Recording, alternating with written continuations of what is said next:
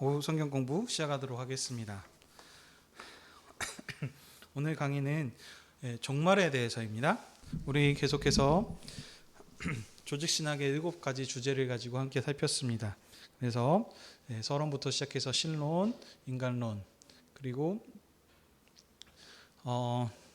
인간론 다음에 이제 구원론, 교회론, 그다음에 지금 이제 마지막 종말론까지 해서 지금 살펴보고 있습니다. 그래서 이번에도 이번 조직신학에 대해서 간략하게 이 부분들을 살펴보고 또 함께 언약 관점으로 해서 함께 또 비교해 보도록 하겠습니다.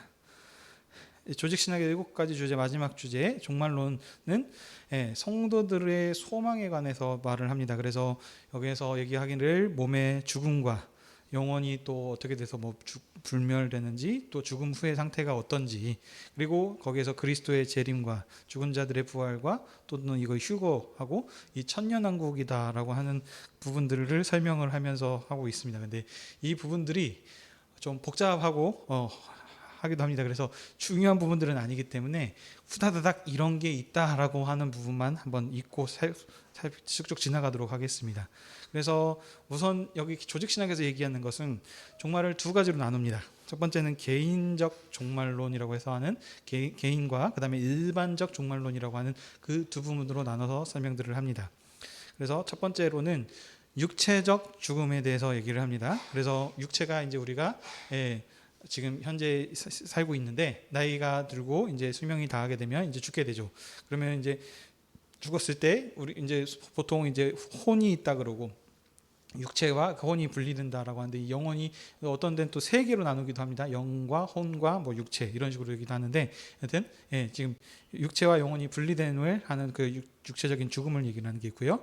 그다음 죄와 죽음의 관련성을 또 가지고 해서 설명을 합니다. 그래서 우리가 지금 죽게 되는 이유가 이제 죄 때문에 인해서, 그래서 이 아담과 선악과를 따먹고 통해서 이제 죄가 세상에 들어와서 그때 이제 죽음이 다시 찾아오게 되는 이 관련성을 가지고 또 깊게 설명들을 하고요.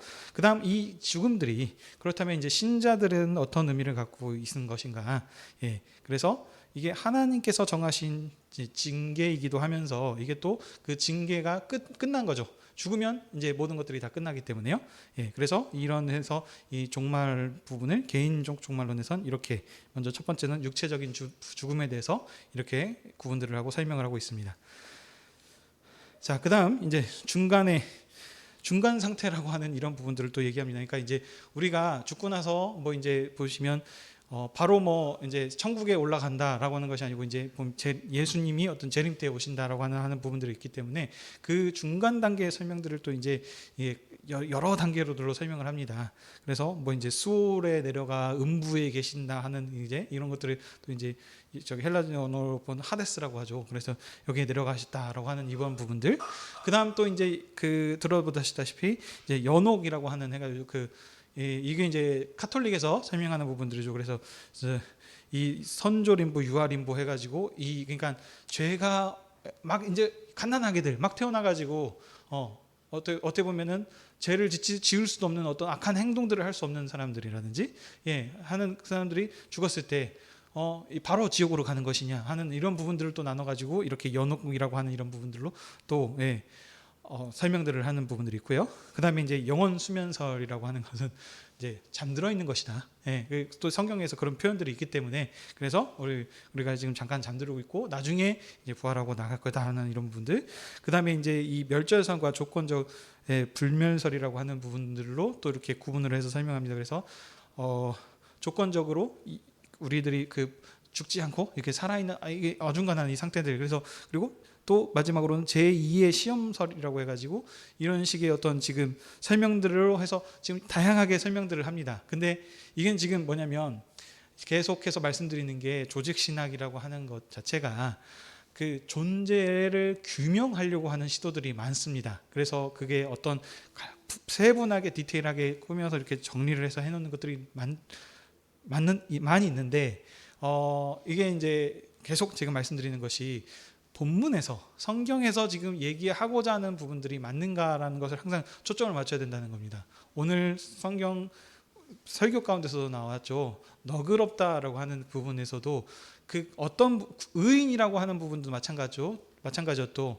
그래서 어떤 문맥에서 어떻게 강조를 하고 있는가가 지금 강조점들입니다. 마찬가지로 근데 이런 부분들이 설명을 안 하는 부분들이 아닙니다. 예를 들어 근데 이제 연옥 같은 것들은 본문 성경 전체에서 제대로 이런 게 있다라는 것을 언급하지 않는데, 그러니까 성경에서 말하지 않는 부분까지 그러면 아까 같이 중간 죄가 없이 어떻게 죽었다는데 이 사람들은 어떻게 갈 것인가라는 것까지 사람들이 추측을 한다는 겁니다. 그래서 그걸 가지고 스스로 질문을 하고 그 사람들이 만든 질문에 답을 하다 하고 나오는 질문들이 조직신학에서 좀 많이 있는 부분들이 있습니다. 근데 이게 도움이 될 수 있을지도 모르겠지만, 근데 성경에서 말하고자 하는 것은 계속 뭐냐면, 많은 어떤 그 데이터를 가지고 뭐 우리에게 모든, 그러니까 한마디로 지식의 보급서가 아니고 분명한 목적을 가지고 기록을 했다는 겁니다. 언약 관점으로 통해서 하나님의 언약 백성에게 하고자 하시는 말씀이 무엇이냐. 오늘 설교의 맹점이기도 했던 게 뭐냐면, 너희들이 선택받은 하나님의 백성이니 세상에 이러이러한 일들이 있을 때 너의 정체성을 분명하게 알고 그것을 가지고 살아가라라고 하는 그 관점에서 어떤 도전을 주시고, 그래서 하나님이 하셨던 역사들을 설명하는 이 관점으로 쓰여져 있기 때문에 어떤 모든 세세하게 하나하나 일들을 세밀하게 다 기록했다는 것이 아닙니다. 예를 들면 오늘 또 우리 주일학교 학생들한테도 설교했던 부분에 보면은 족보들이 나오지 않습니까? 모든 사람의 족보를 다 기록하지 않고 언약 관점에서 그 언약의 상속자와 관련이 있는 부분들만 이렇게 지금 기록을 했다는 겁니다. 그렇기 때문에 천사를 어떻게 창조하셨는지, 뭐 이런 부분들, 그래서 천사가 언제 존재했었고, 지금 그 어떤 위치에서 관계가 되는지 그런 부분들을 지금 성경 자체 내에서는 언급을 하지 않는데, 이제 사람이라는 게 그런 걸 하나하나까지 이제 디테일하게 이제 고민을 하다 보니까 스스로 질문을 하고 그 질문에 본인들이 답을 하기 때문에 이게 성경에서 찾을 수 없는 질문들을 답을 하기도 하고, 그런 부분들이 있습니다. 그리고 아니면 그 문맥에 국한되어 있는 설명들인데 이것을 모든 성경 전반적으로 다 적용들을 한다는 부분들이 이제 문제들이 나타나는 겁니다. 그래서 그러니까 그 문맥의 강조점에서는 아까 그 너그럽다 할 때도 거기 그 너그러움에서는 그 하나님의 말씀을 깊이 상고하는 그 문맥으로 이렇게 강조점으로 봐야 되는데, 그러면은 이 너그럽다 하는 다른 어떤 데서 살면 여기서도 성경을 깊이 상고하는 부분이라고 모두 다 일괄적으로 다 적용하게 되면은 저자가 말하고자 하는 부분에 어떤 논점들을 좀 흐트러버리는 부분들이 생긴다는 겁니다. 그래서 지금 설명들이 좀 길어졌는데 이 중간 상태에 대해서도 본문에서는 이 관점에서 설명하지 않기 때문에 이것을 하나하나 디테일하게 아는 것에 대해서 과연 좀 의미가 있을까? 성경에서 언급하지 않는 걸 어떻게 보면 사람이 지금 답을 한 거기 때문에, 그래서 그냥 깊이 설명하지 않고 이런 지금 구분이 있다는 것으로만 해서 비교하고 넘어가도록 하겠습니다. 자, 다음, 아까 처음에는 그 육체적인 죽음에 대해서 얘기하고 개인적인 종말론에 대해서 두 가지 상태로 지금 구분들을 했었습니다. 그런데 이번에는 이제 일반적인 종말론으로 들어옵니다. 그래서 여기서는 그리스도의 재림 부분과 그다음 뭐 천년왕국과 어떤 부활, 그다음에 그 최후 심판과 그 최후의 상태 부분들을 얘기할 건데, 우선 첫 번째 그리스도의 재림 부분을 한번 살펴보면요. 자, 재림도 또 시대 사건으로 해가지고 좀 나누는 부분들이 있습니다. 첫 번째 A가 재림 앞에 발생된 어떤 큰 대사건들을 얘기를 합니다. 그래서 첫 번째는 이방인들을 부르신다. 원래 이스라엘 민족들만 하나님께서 불러주셨는데 이 마지막 시대의 그 어떤 그 징조라고 해야 될까요? 나타날 사건들이 무엇이냐? 이방인들이 하나님께로 돌아오게 되는 일들이 일어난다. 성경에서 없는 말씀이 아니죠. 언급하는 부분들이 맞습니다. 그래서 지금 어떻게 보면 저희도 지금 이방인인데 그 안에 지금 복음을 듣고 들어와 있는 부분들, 그걸 지금 설명하고 있고요. 두 번째는 이제 이방인뿐만이 아니고 오늘 본문에서도 보면은 경건한 그 이방인들, 헬라인들이 지금 복음을 듣고 오히려 사도 바울을 따랐지만 처음에 믿고 있었던 장자 백성이었던 유대인들이 사도 바울을 쫓아다니면서 대적하고 있지 않습니까? 그 이 유대인들, 이스라엘 백성들이 다시 회심하고 주님께 돌아올 것이다라는 사건들이 발생하기도 합니다. 그래서 이런 부분들을 가지고 이제 설명을 하기 때문에, 그래서 이제 인터콥 같은 어떤 단체들, 그러니까 백투 예루살렘, 그러니까 예수님이 다시 오신다 그러는데 언제 오실 거냐? 이스라엘이 회심하고 돌아오실 때 예수님이 다시 오실 거기 때문에, 그러기 때문에 우리가 다시 예루살렘, 이스라엘로 가서 거기에 복음을 전해서 그 사람들이 믿게 해야 된다라는 어떤 지금 취지로 해서 이런 일들을 하는 부분들이 있습니다. 그다음 적그리스도의 등장이죠. 그래서 적그리스도, 말 그대로 예수님을 대적하는 사람들의 그 무리들이 등장한다라는 부분들이 있습니다. 그리고 표적과 기사라고 하는데, 이 표적과 기사는 없는 게 아니었죠. 요한복음에서도 예수님께서 표적과 기사를 통해서 내가 약속된 메시아였다라고 하는 부분들을 얘기하는데, 여기서 얘기하는 건 요한계시록에서 어떤 약속된 일곱 나팔을 떼고 인을 떼고 하는 이런 부분들을 얘기하는 겁니다. 그래서 어떤 표적과 기사들이 나타나는 부분들을, 이게 이제 그 재림 전에 발생할 전제들을 얘기하는 거고요. 그다음 이제 그리스도의 재림, 두 번째로는 이제 예수님이 재림하시면 어떤 일들이 언제 재림하실 것이고, 그다음 또 재림의 방식은 어떤 방식으로 하실 것인지, 이 재림하시는 목적은 무엇인가, 이런 부분들을 또 이제 설명을 합니다. 재림의 때 언제 오실까요? 답은 주님만 아십니다. 아무도 알 수 없습니다. 근데 이제 그러니까 여러분들이 이거 전제만 정확하게 알고 있어도 벌써 이단을 구별할 수 있습니다. 그래서 내가 기도를 하고 계시를 받았는데 주님이 2025년에 29년에 언제 오신다고 하시더라, 이러면 벌써 좀 뭔지 아시겠죠? 그래서 이 요한계시록에서도 어떤 여러 가지, 지금 나중에 또 기회가 되면은 여러분들께 특강을 할 텐데, 이거부터 설명드리고 가겠습니다. 그 재림의 방식을 보게 되면 또 인격적으로 강림을 하시고 육신을 다시 입고 오시고 또 눈에 보이게 오셔야 되고, 그리고 도적같이 갑작스럽게 오시고 또 영광스러운 그 승리하신 그 주님으로서 오시게 된다라고 하는 이 재림의 방식들을 다양하게 또 설명들을 합니다. 그다음 재림의 목적은 무엇이냐? 마지막 최후의 심판주로, 그래서 그 구별을 하시죠. 그래서 의인과 악인과, 그래서 거기에 맞는 형벌과 또 상을 주시는 분으로 그렇게 이제 오시는 것으로 설명들을 합니다.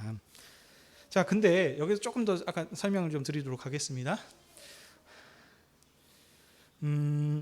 이 지금 부분들이, 그러니까 결국에는 정말 마지막 때가 어떻게 될 것인가라고 하는 거기 때문에, 지금 대부분의 지금 부분들은 요한계시록을 근거로 해서 해석들이나 이런 부분들을 말합니다. 근데 거기 이 요한계시록의 기록 목적을 한번 우리가 좀 더 다시 살펴볼 필요가 있습니다. 여기서도 그러니까 예수님이 언제 오실 줄 알려주시려고 요한계시록을 기록했는가라고 하는 초점을 한번 생각을 해보셔야 된다는 겁니다.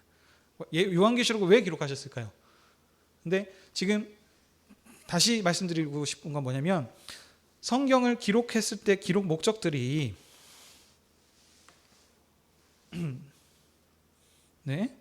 성경을 기록했을 때 기록 목적이 뭐냐면, 아까 숲을 보고 나무를 본다 그랬습니다. 그래서 그 숲이라는 건 뭐냐면, 계속해서 하나님의 백성들한테 이러이러한 일들이 있을 것인데 걱정하지 말고 너희의 정체성을 분명하게 알고 끝까지 이기며 승리하고 나가라고 하는 겁니다. 그래서 모든 어떤 본문들을 읽더라도 성경에 말하고자 하는 부분들은 크게 달라지지 않습니다.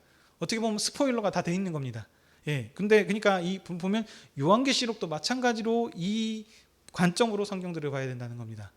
뭐냐면 지금 이 요한계시록을 언제 주셨냐면, 당장 지금 여수 하늘교회한테 주신 게 아니고, 그때 어느 때입니까?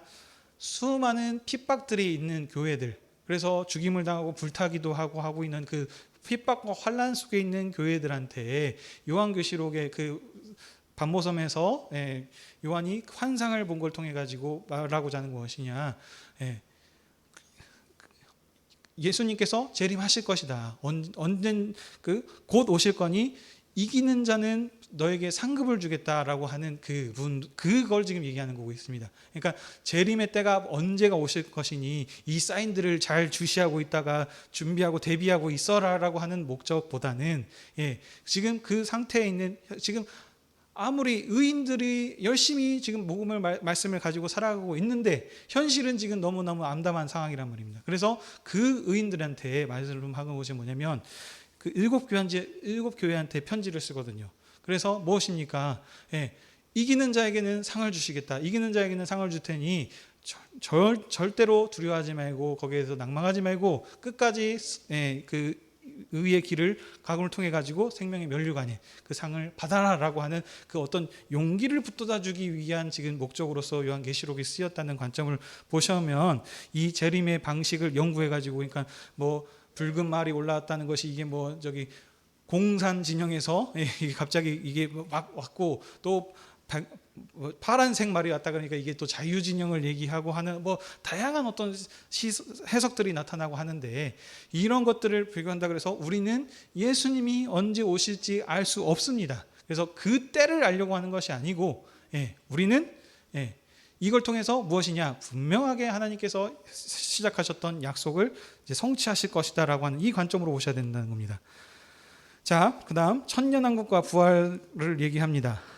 이 천년왕국설은 또 후천년설과 전천년설로 또 나누면서 해가지고, 이 보면 천년 단위로 이렇게 반복이 되는 어떤 그 역사의 흐름들이 있거든요. 그래서 이게 이제 부활 후에 오실 건지 하는 걸로 통해 가지고 후천년설, 전천년설 이렇게 구분들을 하는데, 넘어가시죠. 그 다음에 또 부활을 한다고 했을 때 이 부활이라고 하는 부분들도 성경적으로 근거를 구절들을 이제 쭉쭉쭉 나열합니다. 그래서 보시면 사복음서에서도 예수님께서 어떻게 부활을 하셨고 거기서 나타나시고 보여졌는지, 그래서 이 부활은 또 어떤 성격을 가지고 있고 부활은 언제 어떤 시기에 일어나셨는지, 그리고 이것이 그러면 어떻게 나타나느냐, 그러니까 예수님의 부활을만 설명을 하는 것이 아니고 우리에게 말씀하신 게 뭐냐면, 예수님이 부활하신 것처럼 우리도 마지막 종말의 때에 이게 육신적으로는 죽어 있지만 다시 살 것이다. 그래서 이 살 시기가 언제이고 어떤 성격으로 이렇게 나타날 것인가라고 하는 이런 부분들을 이렇게 다 연구해 놓고 정리를 해 놓은 부분들이 있습니다.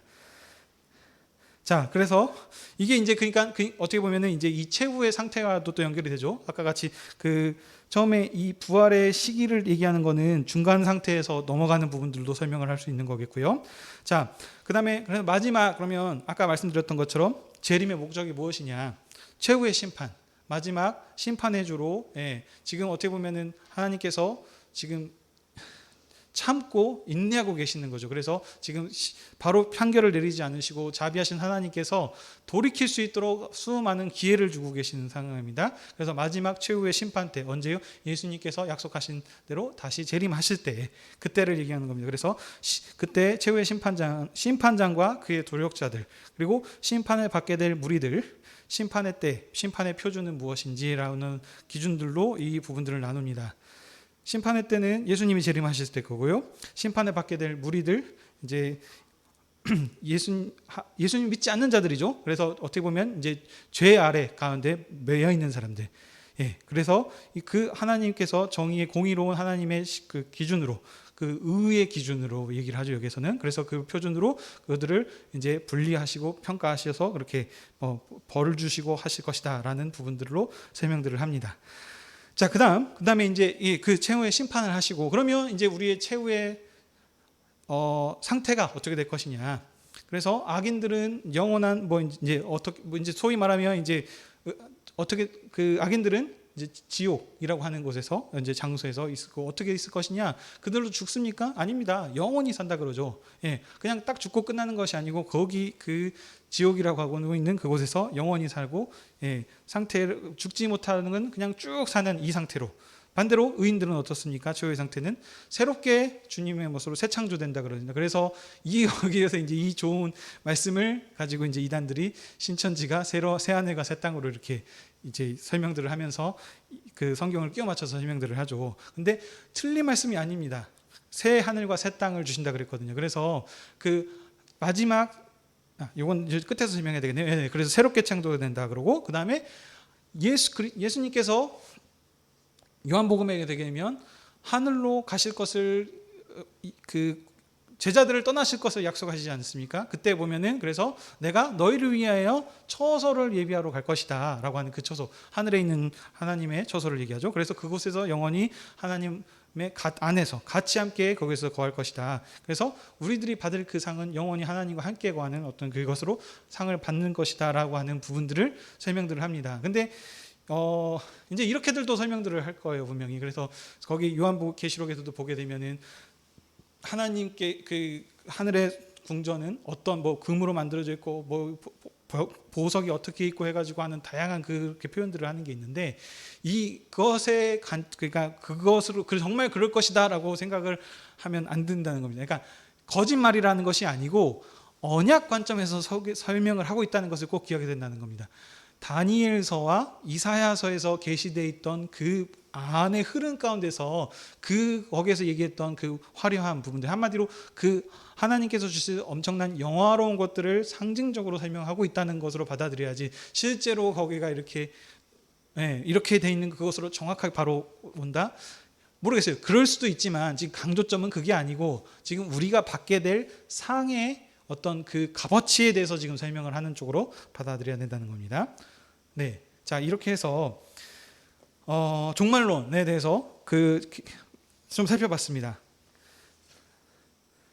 조직신학에서 얘기하는 종말론에 대해서 살펴봤고요. 이제 그러면 언약 관점에서 얘기하는 종말론과 심판론에 대해서 함께 좀 살펴보도록 하겠습니다. 자, 간단합니다. 언약 관점이 오히려 훨씬 간단합니다. 아까 같이 언어들도 텀도 아주 처음 들어보는 언어들로 해가지고 어렵게 여러 가지로 설명하는 게 아니고요. 구약 신약에서 아주 쉽게 설명을 합니다. 그래서 많이들 피곤하신 것 같은데 후다닥 끝내도록 하겠습니다. 네, 자 첫 번째, 자 종말은 종말과 심판을 같이 보시면 되겠습니다. 아까도 보시면 종말의 때 예수님께서 심판하러 오시는 심판주로 오신다라고 하셨는데 이 두 가지를 같이 보시면 됩니다.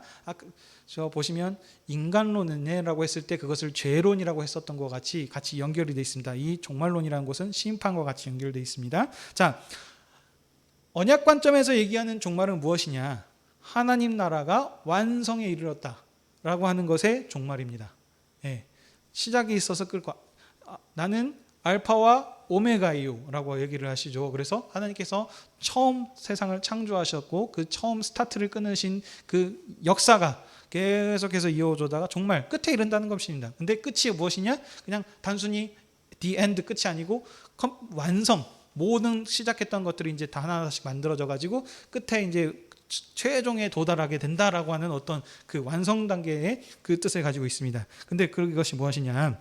첫 번째, 하나님께서 구약 시대에 세상을 창조하셨죠. 말씀으로. 그래서 그 말씀으로 창조하셨던 그 나라가 점점 진행이 됩니다. 그래서 어떻게 해요? 신약 시대에 예수 그리스도를 통하여서 새롭게 새 창조하신 것이죠. 그래서 그 창조가 근데 지금 우리가 그 시대를 살고 있는데 아직 완성은 안 되었습니다. 근데 이제 그 재림의 주로 오셨을 때 그때 그거가 이제 다시 끝나고 모든 것들이 완성이 된다라고 하는 이 관점에서 설명을 한다는 겁니다.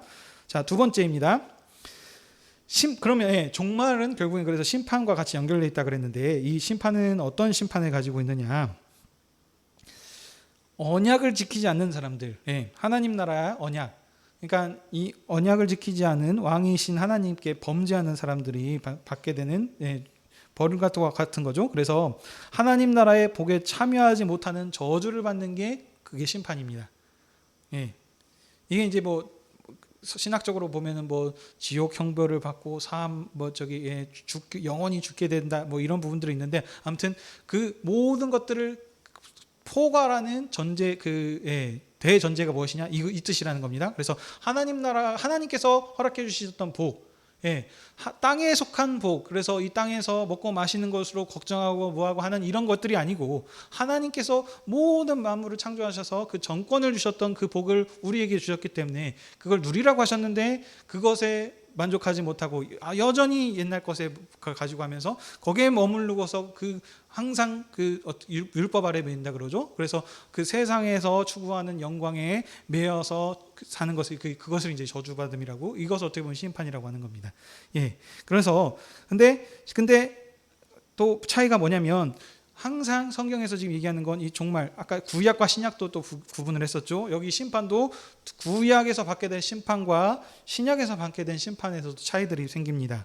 그래서 근데 그럼 어떨까요? 구약 이스라엘이 받았던 복이 크지만 항상 제가 지금 설교에서 말씀드리는 것이 신약 백성은 그 누구도 누리지 못한 한량없는 가장 큰 복을 받았다라고 얘기를 할 수 있습니까? 그렇기 때문에 더 큰 복을 받은 사람들이기 때문에 그것을 하지 않았을 때 어른으로서 받는 어떤 그 책임, 형벌도 훨씬 더 매우 크다라는 것입니다. 자, 그래서 이제 그러면은 구약과 신약을 좀 비교를 해보면서 설명을 하겠습니다. 구약은 아까 종말이라고 한 것은 하나님께서 시작하셨던 약속이 흘러가서 끝에 도달한다, 완성된다라는 이 부분으로 함께 보시면, 예, 뭐 아담을 만드시고 그 다음에 거기에 뭐 아브라함 얘기도 하고 있는데 계속 지금 성경 계속 강조하는 것들을 보게 되면은 무엇이냐? 이스라엘, 시내산에서 이스라엘 백성을 약속하시고 그 약속의 땅에서 왕을 주신다 그랬는데 왕이 누구냐? 먼저는 다윗 왕과 연결이 됩니다. 그래서 다윗 왕을 통해서 그에게 영원한 너의 나라를 영원하게 해주시겠다. 그래서 그 이스라엘의 대표적인 그것은 다윗이 통치하는 나라입니다. 두 번째, 그래서 그것이 지금 구약 얘기하고 있죠. 네. 신약으로 바로 넘어올 뻔했습니다. 네. 자, 다시요. 그래서 이 흐름 가운데서 지금 설명을 하는 부분을 꼭 기억하고 계셔야 됩니다. 그래서 이 흐름을 알면은 지금 종말이 어떻게 가는지를 설명할 수 있습니다. 자, 첫 번째, 그래서 모세를 통해서 시내산에서 출애굽시켜서 시내산에서 언약한 이스라엘이 그래서 그들에게 약속을 하셨죠. 가나안 땅을 유업으로 주셔서 그 땅을 축복받게 하는 그 나라를 세우게 해주시겠다. 근데 그 약속대로 거기에 들어가셔서 꽃을 피우고 어떻게 보면 이제 그 하나님 나라가 제대로 세워졌을 때가 언제냐? 바로 다윗 왕조를 통해서입니다. 그래서 다윗 왕을 대리 통치자 왕으로 세우셔서 그 이스라엘을 다스리게 하셨고 그 다윗 왕조의 나라가 영원하게 해주시겠다라는 것이 약속이었습니다. 그 흐름대로 쭉 가면 되는데 구약의 종말은 어디가 끝이냐면 이스라엘의 불순종을 통해 가지고 그 약속하신다고 했던 영원한 나라 다윗 왕조가 멸망당한 때입니다. 그래서 바벨론 처음에 먼저 남과 북이 갈라져 있었고 그래서 북이스라엘이 먼저 멸망당하고 두 번째가 남유다가 이제 바벨론한테 멸망당함을 통해 가지고 그 나라가 없어져 버린 거. 이것이 구약에 어떻게 나타난 종말입니다. 근데 하나님께서는 자비하셔서 그냥 계속 끝을 내시는 것이 아니죠. 항상 이후에 회복과 완성에 대해서 약속하시는 부분들이 있습니다. 자, 그다음 그래서 그러면 구약에서 나타난 심판이 무엇이냐? 하다가 끊겼네요. 뛰어난 민족이 되게 해주시겠다라고 하지 않았습니까? 제사장 민족으로 그들을 선택하셨기 때문에. 근데 그래서 가장 뛰어난 민족으로서 거기에서 가나안 땅에서 주시는 모든 풍성한 생명을 누리게 하셨는데 반대로 생각합니다. 이것을 누리지 못하는 게 그들의 받는 심판인 거죠. 이스라엘의 저주는 이스라엘의 공동체 안에 속해 있는 것이 구원이었습니다. 근데 이스라엘의 공동체를 벗어난 것이 저주인 것이고 심판인 거고 또 이건 개인의 심판이라고 할 수 있겠죠. 두 번째는 그 영원하리라고 했던 그 이스라엘 나라가 패망하고 없어지는 것. 그것이 그들이 나라의 심판이 이제 두 번째가 될 것이고요. 세 번째는 구약은 배경은 뭐냐면 열심히 율법에 순종하게 살면은 복을 받고 율법에 순종하지 않으면 저주를 받는 그 시대였기 때문에 그들이 질병이 있고 이방 나라가 쳐들어와서 하고 어떤 여러 재해들이 일어나고 했었던 이런 부분들이 그때 구약 시대에서는 하나님께서 주시는 심판으로 여겨지는 시대였습니다. 그래서 이 부분들이 구약 백성이 받는 심판들이었습니다. 자, 그다음에 신약이 빠졌는데 말씀으로 설명드리겠습니다. 자, 대비해서 설명합니다. 신약 백성이 그러면 무엇이냐? 신약 백성은 항상 예수 그리스도를 통해서 새롭게 새 창조가 됐죠. 그래서 새롭게 세우신 분이 그 예수님이 통해서 한 것이 바로 교회입니다. 그래서 이제는 교회가 모든 민족 가운데 어떤 그 누구보다도 가장 뛰어난 하나님 나라, 제사장 나라인 것이고요. 그래서 이들을 통해서 그 종말의 나라를 축복받는 나라를 계속 이어가게 하신다고 하셨습니다. 자, 두 번째는 그때는 구약에선 다윗 왕조였습니다. 근데 신약에서는 어떻습니까? 다윗 왕조의 멸망, 끊어진 줄 알았는데 다윗 왕의 후손으로 예수님께서 오셨거든요. 그래서 이제 진짜 참된 왕이 오신 거죠. 그래서 다윗의 후손으로 오신 예수 그리스도께서 죽으시고 부활하심으로 새로운 새 나라, 천국을 세우심으로 그 나라가 이제 진행이 된다는 겁니다. 그러면 그 끝은 어디냐? 이제 그때는 이스라엘 백성은 바벨론으로 멸망당해서 다 끝난 것처럼 끝났는데 신약의 지금 관점에서 나타난 종말은 무엇이냐? 예수님께서 이 땅에 재림주로 오셔서 그래서 하나님 나라가 그때는 끝나는 것이 아니고 완성이 되는 겁니다. 완성. 예, 이 차이가 있는 겁니다. 그래서 완성이 돼서 그 나라가 온전케 됨으로 그 나라가 그 종말이 완성이 됩니다. 자, 그다음 신약교회의 심판은 그럼 무엇일까요? 이것도 신약교회가 받을 복과 대비해서 반대되는 것으로 보시면 되겠습니다. 자, 그러면 신약교회가 받는 복은 무엇이냐면 그리스도와 함께 영원한 하나님께서 주시는 영원한 생명을 누리면서 그 생명의 상에서 먹고 마심으로 즐겁게 교제하는 그 은혜의 풍성함을 누리게 해주신 것이 신약 시대가 받은 복이었습니다. 자, 그러면 이 복을 받지 못하는 게 심판이고 저주입니다. 그래서 신약교회의 심판은 무엇이냐면 하늘에 기록된 저희들이 이런 얘기하죠. 그래서 생명책이라고 하는 거기에 그 가운데서 어떤 그 모임에 거기에서 끊어지게 되는 거. 한마디로 그걸 지금 현 시대에서 나타나는 것은 교회를 벗어나는 것, 교회에서 나오는 것을 끊어지는 것을 지금 그렇게 얘기하고요. 이게 개인적인 부분으로 설명하는 거. 그리고 마지막에는 그리스도의 나라에 생명에 참여하지 않고 영원한 벌을 받는 것을 이제 그때는 최후의 심판이기 때문에 더 이상 기회가 없습니다. 그래서 이때는 그리스도를 믿지 않으면 더 새로운 어떤 기회가 있는 것이 아니고 바로 죽게 되고 끝나는 것으로 이렇게 설명을 하고 있습니다. 네, 자 정리됐는데 어떻게 다들 너무 피곤하세요. 오늘 너무 일정들이 길었기 때문에 자 정리하겠습니다. 종말론 어렵습니다. 보시면 그래서 아까 같이 또 이제 이런 여기에 항상 하게 되면은 조직 신학에서 이렇게 하나하나씩 파고 그러면 그래서 휴거라고 해가지고 그러니까 뭐냐면 현 시대 우리가 살고 있는 사람들, 그러니까 죽지 않고 우리가 지금 중간에 살고 있는 사람들은 어떻게 될 것이냐. 그래서 이때 당시에 예수님이 오시면 우리가 죽지 않고 바로 그냥 하늘로 올라가시냐, 아니면 어떤 그 단계가 있다 그러지 않았습니까, 같이? 그래서 그러면 우리도 어떻게 관 속에 한번 들어갔다가 다시 나와서 다시 부활해서 날아갈 것인가 하는 어떤 그런 부분들을 또 성경에서 말하지 않는 부분들을 막 설명들을 막 복잡하게 합니다. 그래서 근데 지금 종말론에선 그렇게 하지만 지금 계속 언약 관점에서 얘기하는 것은 여러분들 계속 반복되는 거 혹시 차이점 느껴지시나요? 예.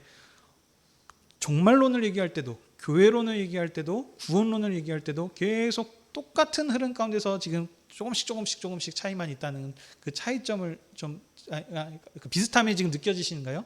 예. 어떻게 보면은 훨씬 더 쉽습니다. 그래서 그 언약 관계 안에서의 하나님께서 어떻게 구약과 신약을 대비시켜서 구약에서 이루려고 하셨던 그 이스라엘이 이뤘던 복을 그걸 언약을 성취하시는 분으로 예수님이 오셨고 예수님을 통해서 새로운 나라를 만드셨던 것을 어떻게 마무리 지시느냐. 새 창조, 새 하늘과 새 땅, 뭐냐면 창세기 때 만드셨던 에덴 동산을 다시 회복시키신다는 겁니다. 예. 그 원래 처음에 창조의 세대 하나님과 먹고 마심으로 친교하는데 아무런 거리낌이 없었던 시대. 그래서 마지막 거기 요한계시록 마지막 장에 어떻게 나옵니까? 그래서 생명나무가 한 개만 있는 게 아니고 이제 복수의 더 많은 수가 나오고요. 생명의 강이 하나만 흘러나오는 게 아니고 복수의 강, 많은 강들이 흘러넘쳐서 생명과 하나님의 법과 질서가 풍성하게 넘치는 새로운 세상을 창조하시고 완성하시는 것으로 이렇게 설명을 한다는 겁니다. 예. 이 흐름으로 종말론을 언약 관점에서 설명을 하고 있습니다. 질문 있으실까요? 다들 지금 어려우신 걸 압니다. 여튼 그래도 우선 어찌됐든 조직 신학으로 해가지고 지금 한번 전체적으로 한번 살펴봤습니다. 그래서 이렇게 지금 마무리해졌고 이제 그 맹점들이라고 해야 될까요? 어떤 조금 필요한 부분들을 살짝만 더 보고 이제 한번 전체적인 결론을 한번 나눈 쪽으로 한번 하도록 하겠습니다. 질문이 없으시죠? 네, 함께 기도하고 마치도록 하겠습니다. 사랑의 하나님, 오늘 또 여수하늘의교회 교회로 모이게 하시고 하나님의 말씀을 통해 우리의 사명과 하나님께서 우리를 얼마만큼 사랑해 주셔서 지금도 교회와 함께 하셔서 이끄심을 알려주시니 감사드립니다. 우리가 그 언약 백성이라고 하는 사실을 분명하게 알므로 인해서 아들을 내어주신 하나님께서 세상에 어떤 역경과 고난이 있을지언정 그것들을 내버려 두지 않으시고 끝까지 사랑해 주신다는 사실을 믿음으로 매일매일 세상을 두려워하지 않고 승리하며 살아갈 수 있는 삶을 사는 저희들 되게 허락해 주시옵소서.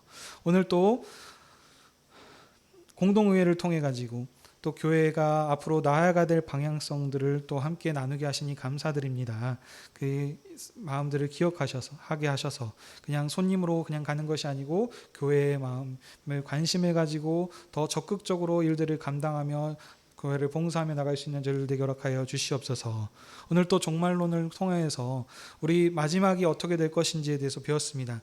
복잡한 것으로 하는 것이 아니고 하나님께서 우리에게 하고자 하는 말씀은 분명 시작했던 시대가 끝이 온다라고 하는 것을 알고 그 시대가 언제인 것에 관심을 가지는 것이 아니고 주님의 약속을 믿고 우리에게 맡겨졌던 그 직무들, 하나님 나라의 복음을 신실하게 전파하는 사명들을 감당함을 통해서 주님이 오셨을 때 모두 다 더 큰 생명의 면류관 상을 받을 수 있는 저희 여수 하늘의 교회 되게 허락하여 주시옵소서. 이제 한 주도 또 주님의 은혜 가운데서 살게 하여 주시고 감사드리며 이 모든 말씀 예수님의 이름으로 기도드립니다. 아멘.